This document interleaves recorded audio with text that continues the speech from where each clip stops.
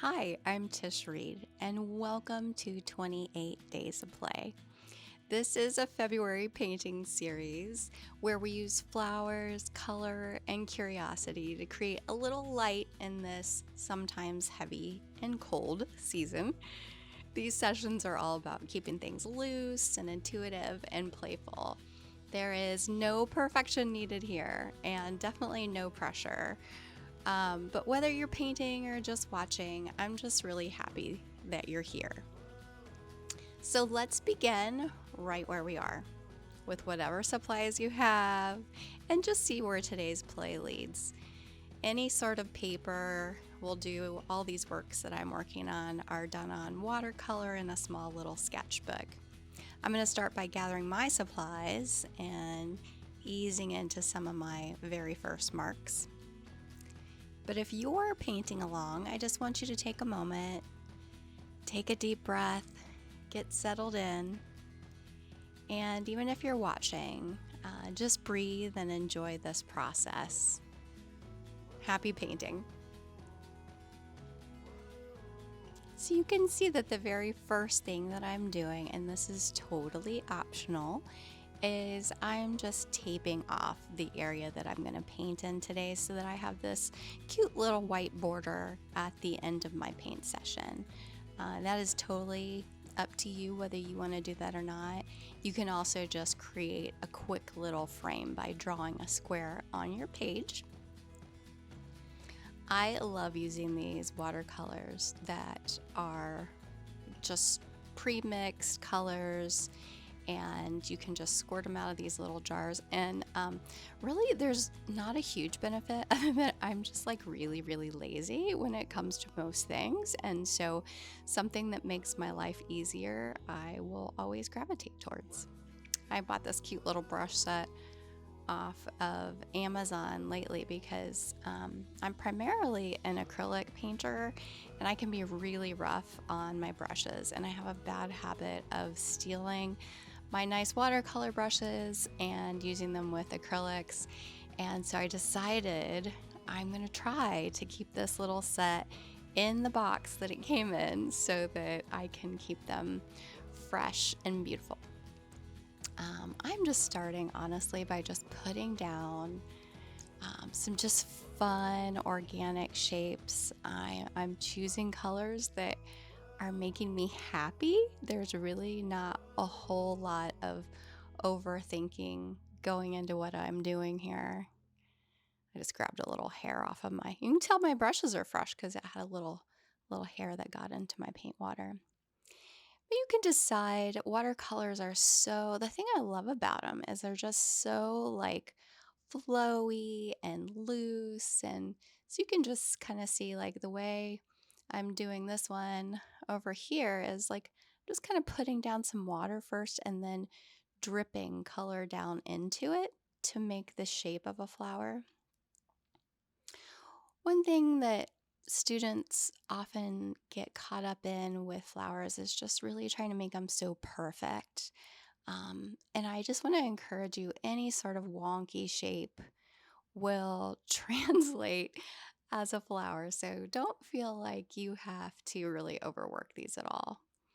Making a variety of different shapes and sizes and colors, that's probably more important than really getting into a whole lot of detail. So I'm putting down some little fairy sprinkles here. So what this is some dry pigment that I'm just tapping my brush into. And then you can kind of see how that dry pigment starts to bleed into the wet paint that's already on my paper. And it's starting to just make some really fantastic things. But I got a little zippy with the water. So grab a tissue whenever you need to just blot up some of the extra moisture. And don't be afraid to use your paper towel as a tool. It's really such a wonderful tool, especially when you're doing watercolor works. But how fun is that? It just, the pigment just dispersed, and I just feel like it makes such a cool texture in the watercolor. An easy way to make things read as flowers too is just by picking up a little bit of a dark blue and dotting it in the center to just give you an instant value shift.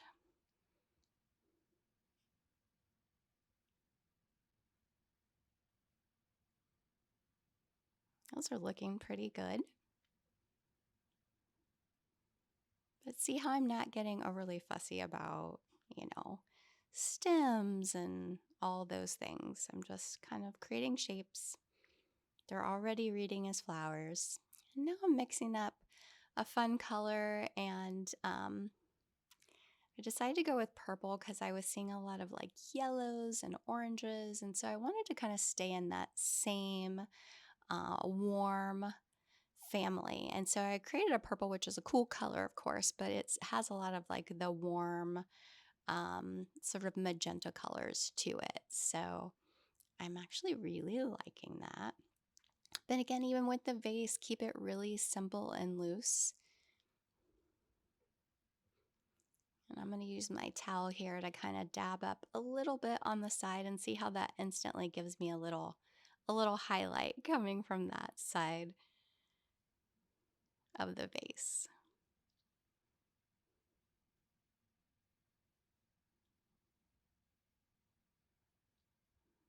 I gave it a quick dry, and now I'm going to start to add a little bit more detail. Got out this really nice liner brush. I'm going to go back into that purple that I used for the vase, but now I'm going to add just some detail marks on top of it.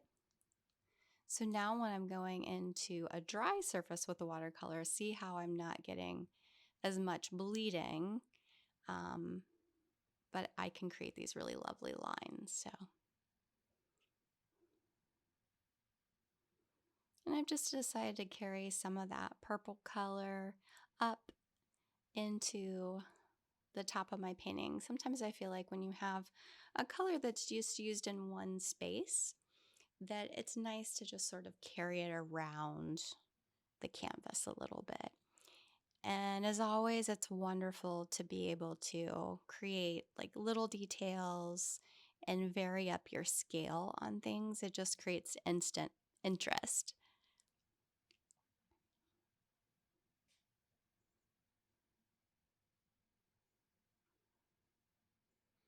So I'm considering the background right now. I really like it just white, and I could stop there.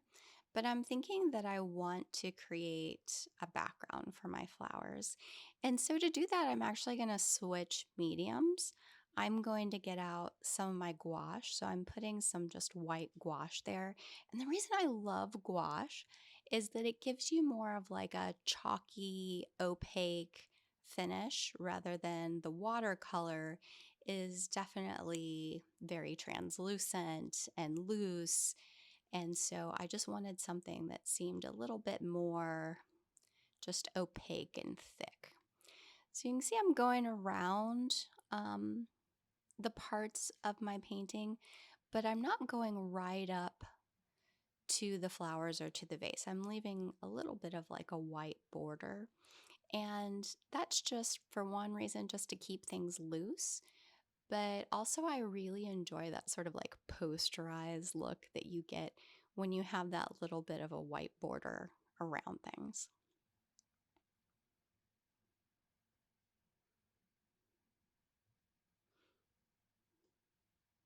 See how wonderfully opaque this blue is next to the translucence of the flowers in the vase. I just like that contrast too.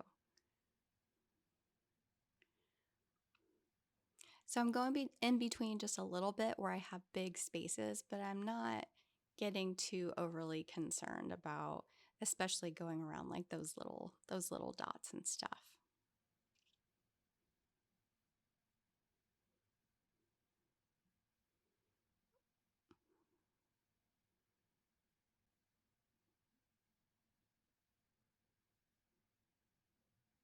The gouache always dries a little bit darker, um, but I don't mind that I've got a little bit lighter color up here in the corner because it kind of looks like to me like maybe the the brighter light would be coming in around there. So I'm going to leave it kind of dark down there in the corner, and then I'm going to take that lighter color of the background up and around those flowers.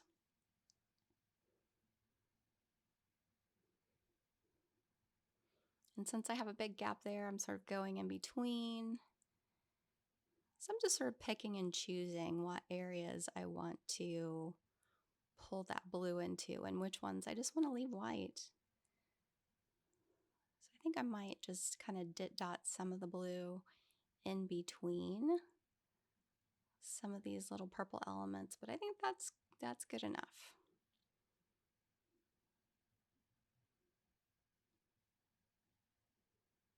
We are not going for perfection here. So I dried it, of course, and I tried to use this black pen, but it was not loving drawing on top of the gouache. So I decided to pull out a white gel pen. I think the one I used was Rollerball.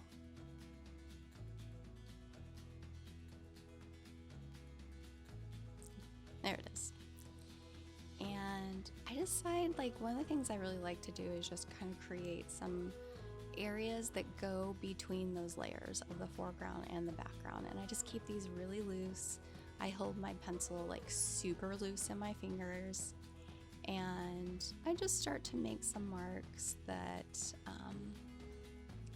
make a little bit of detail, but nothing that's gonna really distract from the painting at all.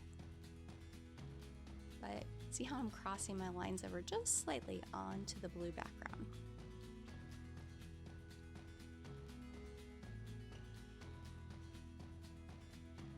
And I have a gold gel pen that's very similar to, and I'm just going to create like a couple little shapes here that go right over top of that blue that look like they could be some leaves coming down.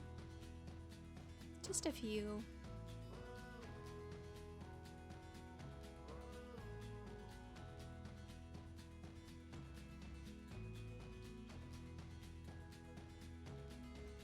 A few kind of going up into, I had a little bit of dead space right there in the middle of my floral arrangement, so I just kind of brought some of those up there too.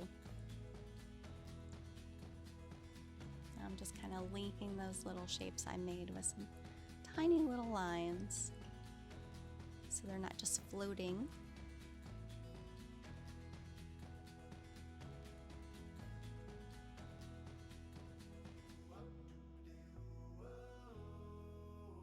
And I think I'm just ready to sign now.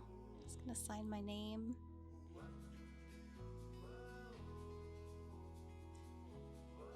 He's so cute.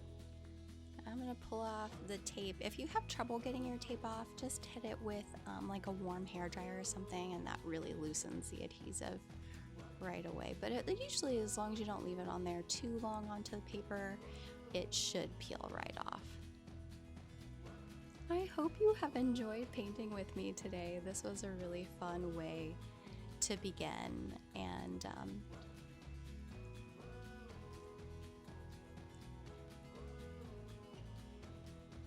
so fun, so beautiful. I can't wait to fill up our sketchbooks together. Happy painting.